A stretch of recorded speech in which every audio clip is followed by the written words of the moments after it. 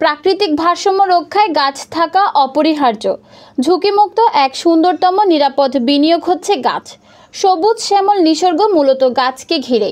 সেই সবুজ শ্যামল নিসর্গের লক্ষ্যে সবুজে বাঁচি স্লোগানে চট্টগ্রাম সরকারি কলেজিয়েট স্কুল ব্যাচ 85 এর সংগঠন কলেজিয়েট 85 ট্রাস্টের উদ্যোগে স্কুল প্রাঙ্গণে কয়েকশো গাছের চারা রোপণ করা হয়।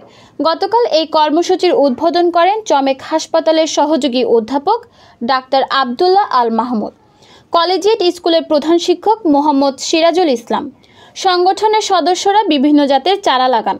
কলেজিয়েট 85 ট্রাস্ট গরিব মেধাবী শিক্ষার্থীদের আর্থিক সহযোগিতা সহ সামাজিক সুরক্ষায় কাজ করে যাচ্ছে। পরে সংগঠনের সদস্যরা স্কুল স্থাপিত বঙ্গবন্ধু কর্নার পরিদর্শন করেন। নিউজ ডেস্ক, দৈনিক পূর্বকোণ।